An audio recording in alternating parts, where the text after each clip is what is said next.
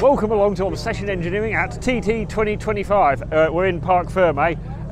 McGuinness has just come back in on his Superstock bike from doing a course inspection lap. It's open to everybody, so there's been probably 30 or 40 bikes going around there this morning because the Superstock race is at 12:30, but last night there was a pretty big storm, and so they've given riders a chance if they wanted it to go out, just do the lap and see what the course looked like, if there was any damp patches, that sort of thing.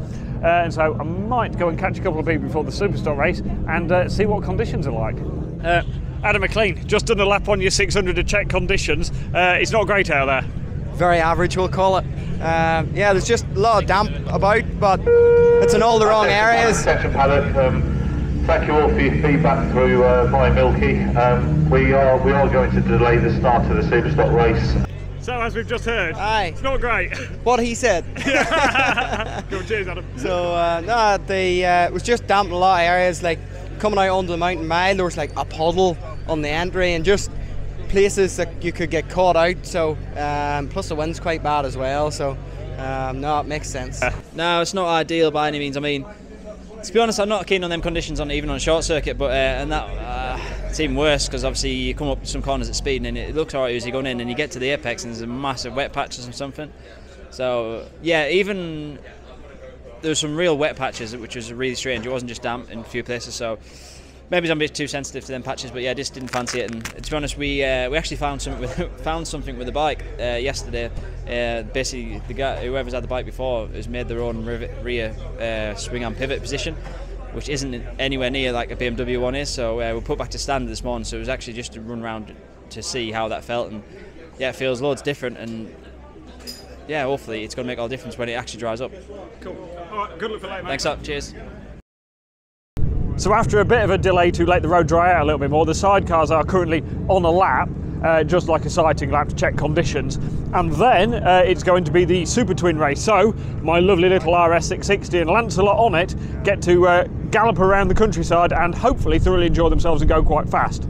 It is quite windy though, and so I suspect we're not going to see lap record pace, but as long as he enjoys himself and the bike keeps going, then I'll be happy. Although I am a little nervous, because we put a lot of work into these bikes and we just want them to go round safe and let the riders have a really good time. We like the Supertwin class nowadays because you can take what is already a really cool little bike and you've got a relatively large amount of freedom to do bits to them, especially because it's not a silhouette class, and so we can change fairings and seats and tanks and that sort of stuff to personalise them a bit and to try and extract performance. So what I'm going to do next is have a little look at some of the other Supertwins around and see what lovely bits of engineering people have come up with. I say lovely bits of engineering, I won't mention the fuel tank on that one. So there are a few R7s running around out there. TT won on one last year, so they are capable of going very fast. The logic to running an R7 over an RS660 is that because it's bigger capacity, it has the potential to go faster. But because these come out of the shop with like 65 horsepower, they do take quite a lot more work to actually get them going fast. And the frame is a sort of derivative of the MT-07 frame, so it sort of loops around there. It's quite a big sort of perimeter steel frame, so they're a bit different. They're not really an out-and-out sports bike, but Robbie Sylvester's VRS one is quite trick. So we've got proper big Öhlins forks in it, Superbike spec brakes. I presume they're Marchezinis or something in it as well. The engine will be done, so it will have more power obviously than a standard one, and that is actually quite a trick thing. There are still a few of the older ER6s about. They are becoming less popular because to get anything like even the standard power for an Aprilia, you've got to tune the absolute nuts off these. And when we say tune the absolute nuts off, and we're talking, if you want 100 horsepower out of one of these, you're going to have to run a billet forged crank, billet or forged. And so you're probably looking at £3,500 for a crank, and then you're going to need different rods, higher spec pistons, billet camshafts, a lot of headwork, big air boxes, proper intakes and stuff like that, as well as variations of exhaust systems, probably Nova gearboxes, probably a different slipper clutch in them as well. You can get these to go really, really well, and obviously they've had the longest time to develop them, but you do need to spend a lot of money to make one of those go fast, and realistically the engine life's probably going to be less than the newer sort of over 650 bikes. So the Cowton racing bike is a Z650, one of the newer Ninja 650s, Z650s, whatever they want to call them. The difference like this compared to the older ERs, the engine's very, very similar. So sort of 65-ish horsepower standard. You can get over 100 horsepower out of them. Again, you've got to do a lot of tuning work. Like you can see on this one, there is a massive airbox that's then been gold taped up as well to keep the temperature of the engine away from the airbox, because cool inlets make more power. The biggest difference on these compared to the ER6 is the frames. They took a lot of weight out of them. They took something like 17 kilograms out of the frame and swinging arm and stuff, and so much better chassis, and they've actually got a proper linkage and bits in them instead of being just direct action. Not that there's actually anything wrong with that nowadays with the modern shocks, but like traditional Super Twins, it has had to have a complete front end in it. This looks like it's ZX6 front end, forks and bits like that, forks and yokes, and then obviously it's probably standard wiring loom but with power commanders and bits on them to get the fueling right. So like the older ER6s, they are a step forward, but there's still a lot of work in getting one of those to do good power. One of the trickiest bikes actually on the grid is Barry Ferber's R7. I think it might actually be an MT-07 because I'm sure he actually built this before the R7s came out, but this is fast and Barry is very fast on it. But you'll notice big air ducts because the bike doesn't have rem air as a road bike, so that'll be going into a custom airbox that's tucked down there. It's got TZ Yamaha bodywork on it, which is always a good place to go. If you go to the GP inspired stuff, it tends to be good for aerodynamics. Different forks, different brakes, different wheels, and that is a Harrison Performance exhaust system, so that will have been probably custom made for this bike and is a thing of beauty. And I know they're getting good horsepower out of this. The bike is fast, and as well as that, custom fuel tank, a few other bits. As far as R7s, MT-07s go, that is probably about as good as they get. There are obviously quite a few patterns at TT, but the one that is a little bit different is the Padgett's Malenko bike that David Todd is riding. Obviously wheels are out of it, they're in the oven before the race starts. But compared to the normal patterns, this one's on K-Tech, not Olin, so K-Tech shocks, K-Tech cartridges. Like all the patterns, the frame and the swinging arm and everything are lovely. This is proper handmade Italian exotica. But underneath, the engine is ER6. So pattern is basically a factory effort, so they've got an engine spec that they develop, and the bikes are always fast. Part of the reason for that is compared to an ER6 it's quite a lot lighter, because obviously they've made their own frame that's carrying less bulk around than an ER6, but they have sort of SC projects doing open exhaust systems for them. Pattern have put a lot of development work into the bike, and then the guys at Padgett's have also done a lot of work.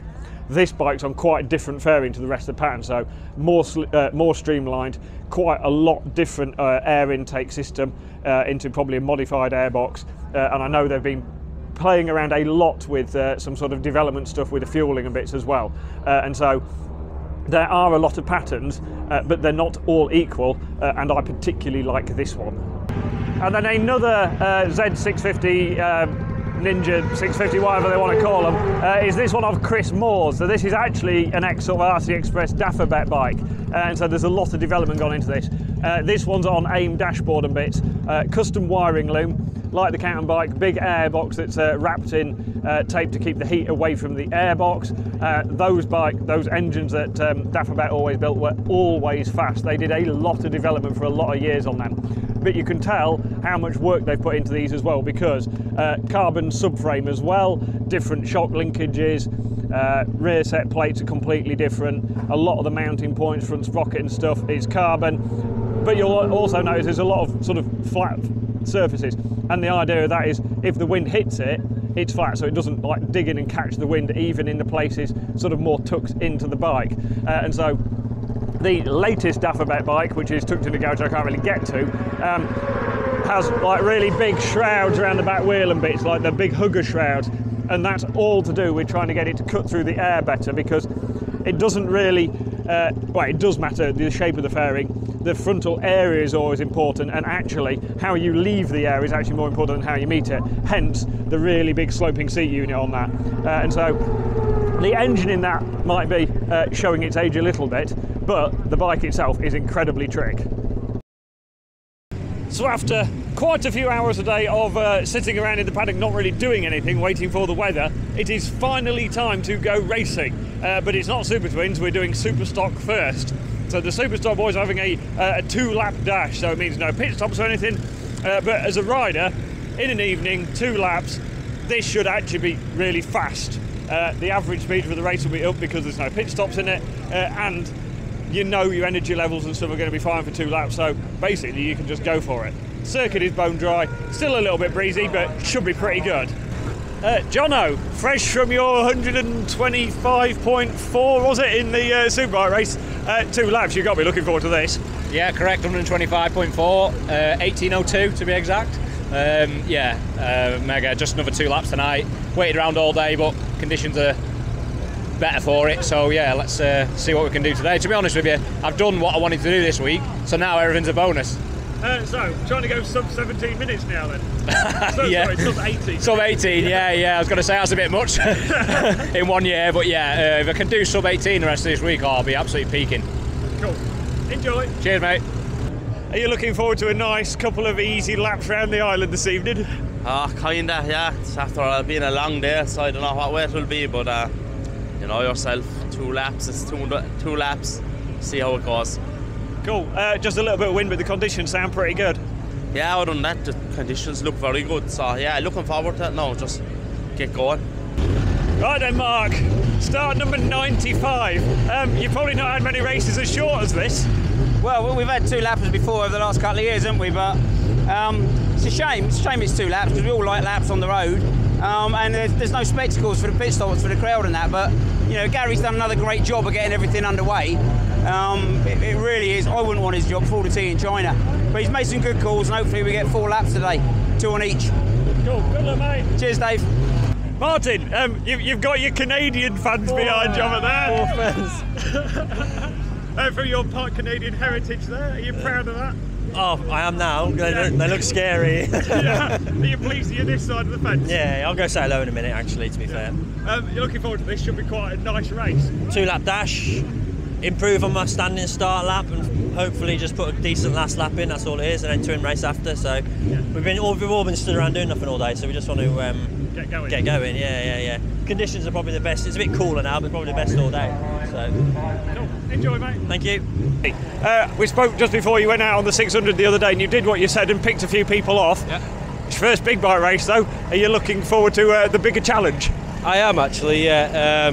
It's going to be something totally different. Obviously, I've never raced a big bike at the Alman TT before, so no real expectations. We've not had a great qualifying. We've not done many laps. We've done a lot of changes with quick shifters, auto blippers stop and working, and suspension changes. So to me, it is just going to be another practice. Hopefully, I get my head down and, as again, pick a couple off. Right then, Sam, your first big bike race at the Isle of Man. You've got to be looking forward to this. I am. I'm calm, remarkably. Not much of a plan, really. Just head down and go for it. I'm not worried about position, not worried about how quick I go or anything. Just ride, have some fun, see where I land. Enjoy the wheelies. Yeah, we'll do, I think. Cheers, boss. Cheers, thank you. Right, Martin is next out the gate. Away he goes. Right, I've been warming up the twin, ready for the race, and keeping an eye on the timings. Dean Harrison, Superstock race winner. I'm really pleased for Dean. He's a really good lad. Deserves to get more wind, really. 135.692 mile an hour on a Superstock bike in quite windy conditions. That is awesome work. Right, we are up on the start line. That means we've got less than a quarter of an hour to go. Bike's had the last sort of warm-up. Lance is ready. He has his lovely Obsession Engineering hat, available from obsessionengineering.co.uk. Bike is ready. Bike has been ready for days, basically. And I know it's ready, and I've double-checked everything, but I still get a bit nervous because that's my baby that's going to go out there, and it's obviously got to be safe for Lance, which I know it is. but you're still obviously worried that something out of your control might happen, but that is motorbike racing basically. So yeah, I think I'm more nervous than Lance because he doesn't seem to show it much. But right, on that note, yeah, we're ready. We're definitely ready. Just going to go check everything again. Chris, you're starting one place behind Lance, but we've already had the little chat that if you come past, a man of your experience around here, especially on a twin, would be the perfect man to chase for a bit. I hope I can catch him. I mean, I hope you can't. Yeah, it'd be good, wouldn't it? I don't know if he'll learn that much off me, to be fair. He's a good smooth rider, isn't he? He knows his way around himself, so yeah, he's all right, isn't he? Yeah. Yeah. I mean, I've told him you're not going to catch him, and he's going to catch the boys in front. So we'll see. It's cat and mouse. That's what we're all trying to play, isn't it? So yeah, we'll go for it. We'll go for it. Looking forward to it. Conditions. Yeah, I'm not a big fan of evening races, to be honest, Dave. I'm old eyes and low sun. Well, the sun's in and out, isn't it? So I've gone for the clear visor, mate. I figured it does look a bit grey on the top, so yeah. Yeah, but under the trees and stuff, then you still got good visibility. Exactly. Yeah. Cool. You see, Thanks, that's mate. Experience. Yeah, maybe. Yeah, old man. Good luck, Chris. Thanks, Dave. Right, Lance is through into the no man's land, as I like to call it. My bike does look really good. He's a couple of places behind Martin, who is next in the gate, actually. He's just setting off next. So Martin's away. Quite gentle start, Martin. He always does that. Gentle on the bike. Right, come on, Lance. Right, we are next up. A few seconds to wait. Come on, Lance. Want a decent launch. That's all right. Right, other than a slightly scruffy gear change a second, because I think he clipped the limiter first, he is away down the road, which means I'm going to go in pit lane, because just in case he does come in at the end of a lap one with any issue, I want to be there so that we're there for him. He shouldn't do, but you never know. So I'm going to put my camera down. I'm going to go and be nervous down there, which means I'll see you lot in a few. I'm not sure I've ever been more relieved. We're back. You barely look like you've done any work. Yeah, no, so much easier. Yeah, Twin is great. It's a great bike.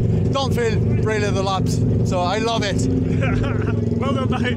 23rd, 130 mile an hour on both laps. Really, really good result, and I'm really pleased for him. Just really relieved. That was mega. I didn't catch after the Superstock race, but now you've done two of them. Lance was in front of you for like most of the first lap, and then you did your usual and got faster. Yeah, again, it was I don't know what it is. I feel like I'm going fast on the first lap, but I'm not. And then Russell came past me, and then Tweed came past me, and I thought, Tweed will be fast. And I kept the gap to Tweed all across the start finish, all the way to like Ballath Bridge, all the way. I think our last laps will be very close, but I thought if I can keep the gap to Tweed, then he'll pull me. And I was a lot faster, I mean, through like 5 or 6 corners, and the next 5 or 6 he pulled it back, and it's quite interesting really, because then you can see which sections you need to work on and which sections you need to stop before you launch it. I suppose the important question though is, which is more fun, the little bike or the big bike? We had this conversation today. The big bike, when you finish and you sit down, you go, I really enjoyed that. Whereas the little bike, you sit on it and you go round saying, I'm really enjoying this. So you can't do that on the big bike. Because you don't have time. It's just reflective thought on it. Well, never mind. It's nearly dark, it's that late in the evening, but I think Lance has done a really, really, really good job. Bike's in one piece, rider is happy. That, considering we've sat around all day, was a very, very good end to the day. And so, yes, that's been excellent. And now we've just got to wait for the bikes and then get some food, and it's going to be a long evening. And so we'll see you tomorrow for some more TT racing fun.